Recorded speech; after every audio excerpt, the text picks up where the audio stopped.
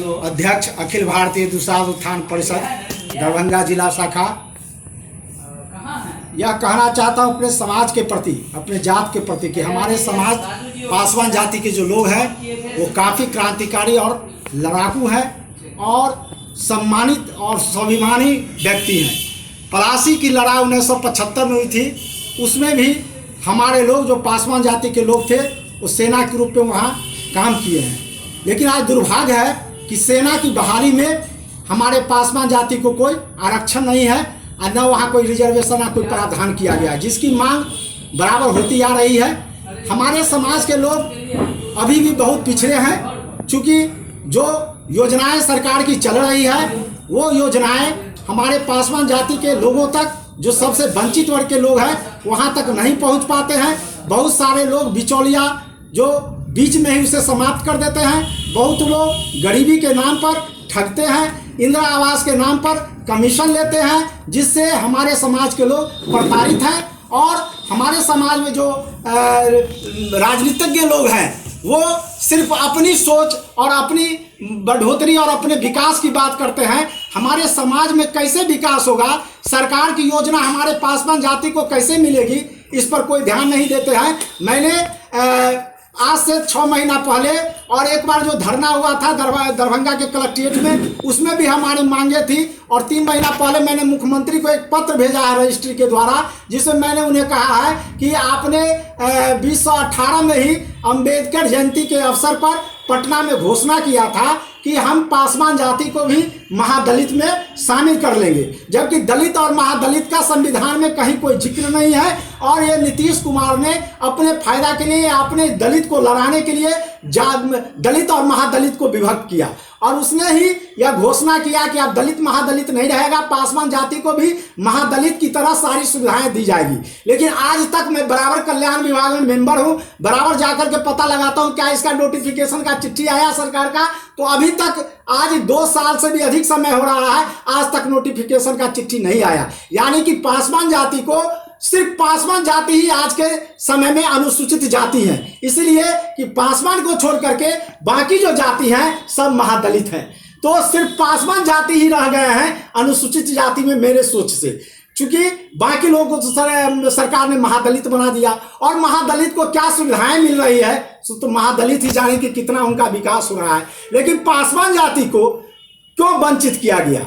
नीतीश कुमार के समय में पासवान जाति का जो है सो विकास नहीं हुआ है, तो पासवान का ही शोषण करते हैं एक तरह से। और पासवान का जो विकास डेवलपमेंट सरकार में होना चाहिए वो नहीं हो रहा है। कहीं ना कहीं हमारे लोग उसके जो है सो पीछे पड़े हुए हैं और अपने समाज को भूल करके अपनी सत्ता और अपनी जो है सो चाहत और हम कैसे आगे बढ़े, इसमें वो जो है सो आप पीछे की ओर दौड़ रहे हैं, जिससे हमारे समाज में जो मूल समस्या है वो जस का तस है। इसलिए अखिल भारतीय दुसाध उत्थान परिषद का यह उद्देश्य है कि हम अपने समाज में जो हमारे पासवान जाति के लोग, जो सूते हुए कौम है, जिन्होंने बहुत तरह के लोग दिग्भ्रमित कर दिया है, बहुत तरह के पार्टी के लोग उन्हें भ्रमित कर दिए हैं और जिसके कारण उनके मन में विभिन्न तरह की बातें आती है और वो ठगे महसूस करते हैं। इसलिए आपको एक पार्टी का कार्यक्रम होता है तो पार्टी के कार्यक्रम में लोग पैसा लेकर के पब्लिक को बटोरते हैं, जीप का साधन देते हैं, खाना का साधन देते हैं, बहुत लोग पैसा का साधन देते हैं, तब लोग जो है सो वहाँ पूछ करता है। क्योंकि हमारे पास, हम अपने समाज के लोगों को ठग नहीं सकते। वो लोग झूठ बोल करके ले जाता है कि तुमको वृद्धा पेंशन दिलाएंगे, तुम्हारा ये काम नहीं हुआ तो ये दिलावेंगे, जमीन दिलावेंगे, और लहरिया सराय लाया, कार्यक्रम समाप्त हो गया, सबको छोड़ दिया, सब बउआ रहा है, कहीं जा रहा है, कहीं जा रहा है। क्योंकि हम अपने समाज के लोगों को ठग नहीं सकते हैं, झूठ नहीं बोल सकते हैं पासवान जाति से, इसलिए उसको झूठ नहीं बोल करके लाते, इसलिए हमको हमारा लोग नहीं आता। अगर हम उसको झूठ बोल करके लावे कि तुम लहरिया से चलो, तुमको फन्ना चीज मिलेगा, फन्ना सुविधा मिलेगा, तो देखिए गाँव से लोग आवेंगे। तो हम अपने समाज में झूठ की खेती नहीं करते हैं, सही बात बताते हैं, इसलिए वो लोग जो है सो नहीं इसमें पार्टिसिपेट या नहीं समझ पाते हैं। तो हमारे समाज में बहुत तरह के लोग, बहुत समाज में लोग दिग्भ्रमित कर चुके हैं। हमारे समाज के लोग भी अपने कौम के प्रति दिग्भ्रमित हो चुके हैं। लेकिन हम इसको जो है सो फिर नए सिरे से चाहते हैं कि संगठन के माध्यम से अपने पासवान जाति का विस्तार करें। और मेरा ये मानना है कि राजा सलेश का पूजा हर एक जगह होता है। इस बीच में बीमारी और महामारी के कारण नहीं हो पाया है। तो राजा सलहेश का जो पूजा होता है वो हर एक जगह लोग कार्यकर्ता या पासवान जाति के लोग करते हैं और सक्रिय भागीदारी के साथ करते हैं। तो मेरा एक सोच है कि जहाँ जहाँ राजा सलहेश का मंदिर हम समझते हैं हर एक पासवान के गाँव में है ना, जहाँ लोग सक्रिय है, तो वहाँ राजा सलहेश मंदिर के पास ही जा करके और वहाँ बताया इसमें कौन कौन लोग पूजा करते हैं, कौन कौन लोग भागीदारी निभाते हैं, वैसे लोगों को भी हम कमेटी में शामिल करें, है ना। तो इसमें क्या होगा कि सुविधा, चूंकि हर एक जगह लोग पूजा में शामिल रहता ही है, इसमें हमको इसमें सुविधा मिलेगा। और हमारी जो राजा सलहेश हमारे भगवान थे, हमारे कुल देवता थे, हमारे समाज के लोग, हमारी महिलाएं जाती है आपको जो है गणेश भगवान, शंकर भगवान का आरती उतारने के लिए, ठाकुरबाड़ी में दिया जलाने के लिए, लेकिन आज तक कोई राजा सलहेश के मंदिर में कोई महिलाएं जो हमारे घर की महिलाएं हैं, क्या वो दिया जलाने जाती है? नहीं जाती है, क्योंकि हमारे जो कुल देवता हैं उनको हम लोग भूल चुके हैं। जो दूसरे देवता हैं उनको हम लोग आदर कर रहे हैं, यानी कि हम लोग अपनी सभ्यता और संस्कृति को भूलते चले जा रहे हैं और दूसरे की संस्कृति को अपनाते चले जा रहे हैं। यानी जो हमारे कुल देवता है राजा सलहेश, बाबा चोहरमल, है ना, वो कितने शक्तिशाली थे। उनका इतिहास कल के फेसबुक पर दिखा रहा था, दुसाध का इतिहास दिखा रहा था।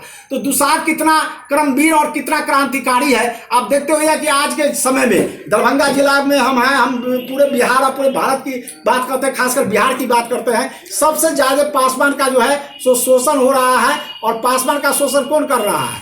कौन कर रहा है? दूसरे जाति के लोग कर रहे हैं, है ना, और कमजोर पा करके कर रहे हैं। लेकिन पासवान एक बहुत बड़ी शक्ति के रूप में है। जहां भी कहीं भी देखिएगा तो चूंकि पासवान लड़ाकू है, इसलिए उसी के साथ लड़ाई हो रही है। कहीं वो गलत चीज को बर्दाश्त नहीं करता है, चाहे वो जमीन की लड़ाई हो, चाहे वो संपत्ति की लड़ाई हो, चाहे वो परिवार की लड़ाई हो, वो पासवान जो है उसका मुकाबला करता है। ऐसा मेरे पास कई उदाहरण है, जो अकेला गरीब आदमी रह करके भी 10-20 आदमी से मुकाबला किया है, उसका उदाहरण मेरे पास है। और उसको मैंने SC/ST एक्ट के तहत उसको लाभ दिलाया हूं। तो जरूरत है हमारे समाज में अपनी जो संस्कृति हमारी है उस संस्कृति को उभारने की, और हम अपने संस्कृति में अपने लोगों को कैसे जागरूक करें। राजा सलहेश, बाबा चोहरमल की जीवनी हम बतावें, गांव गांव में बैठक करें। जो हमारे प्रखंड अध्यक्ष है, पंचायत, एक सप्ताह में आप एक जगह बैठक रख दीजिए। आप कुछ मेहनत के नहीं मेहनत कीजिएगा तो फिर हम भी जो है इस संगठन को छोड़ देंगे। अपना राम स्वरूप दुसाध सिंह जी जो है सो अपना लेकर के रहे, जिनको बनाना बनावे। जब लोग सहयोग नहीं करेगा और संगठन मजबूत नहीं होगा तो बेकार है इसको करना। हमारा कहना है कि अगर एक बार आह्वान करे तो कम से कम 500 आदमी आ जाए, इस तरह का संगठन बनना चाहिए। जब तक संगठन नहीं होगा आपका मजबूत, तब तक आप प्रशासन प्रभावी नहीं हो पाइएगा।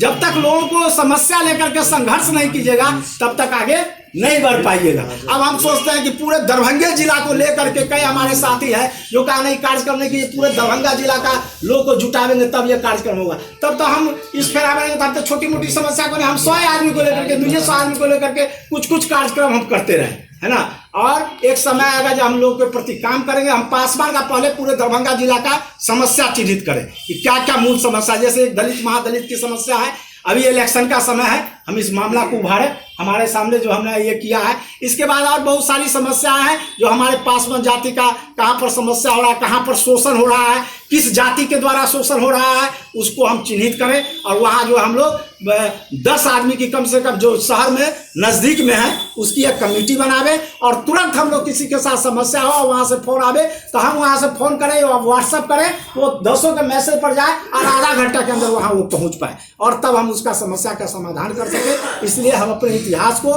नहीं भूलें, हम अपने इतिहास को जिंदा करें और बाबा चोहरमल राजा सलहेश की संस्कृति में हम लोग चले और उनके आदर में हम लोग चले, और अपनी संस्कृति को हम लोग भूले नहीं। और पासवान जाति का जो इतिहास है, पासवान जाति का जो गौरव है, इसको हम लोग कायम करें। और हम पुनः एक बार हम लोग शपथ लें, या 15 आदमी यहाँ आए हैं, सभी आदमी जो है सो पासवान जाति के लिए निश्चित रूप से सोच और समझ और भागीदारी निभाने वाले लोग हैं। हम लोग यह प्रण बांधे कि आज से हम लोग इस संगठन को नए सिरे से चलावेंगे, और जो हमारे पॉलिटिकल लोग हैं उनको हम उनसे सिर्फ राय मशविरा लेंगे, उनको हम संगठन से अलग रखें और राय मशविरा उनसे लें और नए सिरे से कार्यकारिणी का गठन करें, और इस संगठन तब बढ़िया ढंग से चलेगा। और आगे भी हम लोग अपने समाज में कोशिश करेंगे कि हम अपने समाज में जागरूकता फैलावें, समय समय पर जो है सो राजा सलेश भोला पासवान शास्त्री के बारे में बतावें।